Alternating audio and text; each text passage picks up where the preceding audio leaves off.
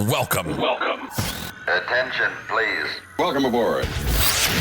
Welcome to the No Comfort Zone podcast. It's time to get out of your comfort zone and live on purpose. Broadcasting to the world from Rockford, Illinois. This is your wake-up call. Warning. You are the solutions to all your problems. Stop thinking average. Become the hero version of yourself. Every day, every time, without fail, no exceptions. It all matters. You've entered the No Comfort Zone. It's time for a reality check. Hey, this is Dan, and glad you're back to the No Comfort Zone. This is your reality check to get you outside of your comfort zone so that you can live on purpose. So glad you're back. So check this out. You've got proactive, you've got reactive, you've got cause, and you've got effect. If you are going after your goals, your dreams, your hopes, and your ambitions, my hope is that you are being proactive, that you're really grinding it out and working towards it. But as you're grinding out your life and you're going through all the motions in order for you to be successful and become King Kong and 8 feet tall and bulletproof and the hero version of yourself, gotta ask you, when is the best time to take it down a notch, to put it in cruise control, to lower those RPMs so you can just cruise along?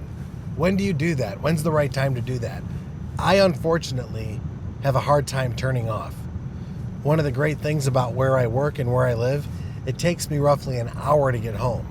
So during that hour commute, I'll podcast to you. I listen to books on Audible, and I've consumed a ton of books on Audible this year from the ride, and it really does help me to get ready for me to be in a better position so that I can go after my goals, kind of like with a little bit more vigor and a little bit more better attitude, a little bit more drive, and also a lot more desire too. So what are you doing to downturn? So like I said, I'll listen to books, listen to music. One of the best ways to downturn is when you're tired is to go work out. And I'm not saying go work out like a madman or doing the Jane Fonda workout, but I mean, go get some exercise in. And that will help get your body ready so that you can kind of go to the next stage where you can really relax. Exert a bunch of energy when you're tired and see what happens. So this whole thing with the No Comfort Zone and the challenge is to get yourself into an uncomfortable state for 30 or 60 days. But then when you're done, it's really, you got to downturn. You got to enjoy your success. You have to reward yourself with some time off from the chaos and the stress. Because what you don't want to do, you don't want to find yourself in this position where you become addicted to the stress, the chaos, and this type of lifestyle. Because I'll tell you what, I have done that. I get, next thing you know, 3-4 months go by and I'm a mess just because I didn't take the downturns. I didn't plan on slowing things down a bit. But somebody could say, oh, you'll kill your momentum. No, you really won't. You're not going to kill your momentum. You're actually going to enhance it. There's a story that comes to mind about the two lumberjacks. Maybe you've heard it, maybe you haven't, but I'm going to tell it to you now. So these two lumberjacks, they go to the lumberyard and they get hired by the guy that owns the lumberyard. And the goal is, the guy says, I need you to knock down as many trees as you can. And at the end of the day, what I'm going to do is pay you for the trees you knock down. So the big guy with the big axe goes, well, I'm going to get the majority of the money because I'm a bigger guy and I have a bigger axe. The other guy agrees with them. Yeah, probably so, whatever. And they start swinging their axe. After about 45 minutes, the smaller of the two guys sits down and takes a break. And after 15 minutes, gets back up and starts swinging again. All the while, the big guy is just going to town, using his muscle and his brawn to knock down those trees and just keep knocking them down. Another hour goes by, guy takes a 10-minute break. The other guy takes a 10-minute break, the smaller guy. And this goes on throughout the day. And at the end of the day, the lumberyard guy says, well, it's 5 o'clock, it's quitting time, let's see what you did. He counts up the trees, and the bigger guy he did a great job. He knocked down a bunch of trees, and the guy was really happy.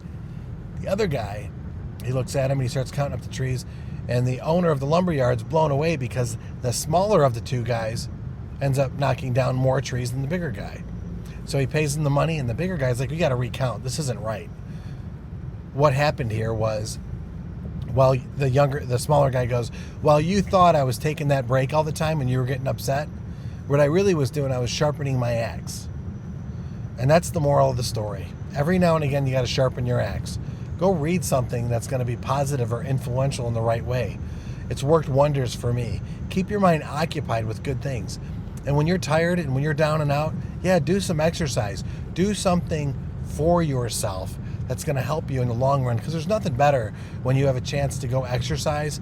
You got your heart rate up a little bit, your muscles are a little fatigued, and then you can go relax afterwards. Try it, see what happens. The worst thing I think you could do is just go stagnant.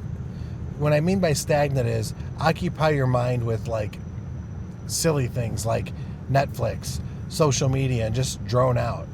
You're best off maybe having a nice conversation with a close friend, finding somebody on the phone and calling them up and connecting with them, or better yet, just sit still and enjoy the peace and quiet during the downtime and reflect and put your intentions, your thoughts, put them out there so you can think about them, you can dwell on them, you can meditate on them so that you can start to create the ideal version of yourself, because it's in this downtime that I think is super crucial. So after the downtime, you can pick up not only where you left off, but the next level where you left off, because you're re-energized. I find it all too often that people will find a way to constantly be on the go, and then all of a sudden they want to take a break. And maybe it's not the most constructive way to take a break. You know, going out and drinking a lot, going out and, partying in excess. Or better yet is when you're downturn, you do everything for everybody else, but you don't do very much for yourself.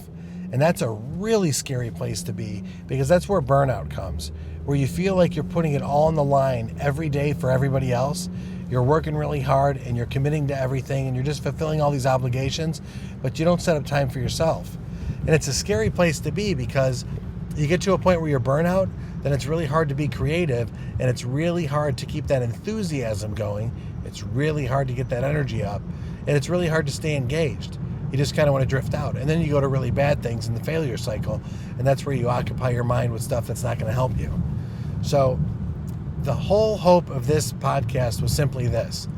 I am personally right now in a low tone, a low key moment where I know I'm going to have to do the right thing in my downtime, because it's been a long week. I don't know what your week was like, but you know what? I'm still alive, I'm still healthy, and I'm very grateful for that. I've got people around me that aren't so healthy, that aren't so happy, and quite frankly, they do have it worse off than I do. So I'm not complaining in any way, shape, or form. I'm just letting you know that if you're putting yourself through a challenge and trying to stay uncomfortable, which I hope you are, I hope you're doing your own no comfort zone challenge. But if you need help going through a challenge, I'll put you through one. It's the 30-day No Comfort Zone Challenge. You can download the blueprint and I'll walk you through it. Go to thenocomfortzone.com or find me on Instagram at the No Comfort Zone, at No Comfort Zone 1. And maybe we can connect and I can help you get out of your comfort zone so that you can live on purpose. Say goodbye. Want more of the No Comfort Zone? You can follow Dan on Instagram and Twitter at No Comfort Zone 1. Bye. Or on the web at thenocomfortzone.com. Bye-bye. Bye-bye. Thanks for listening to the No Comfort Zone podcast. Bye-bye. Bye-bye.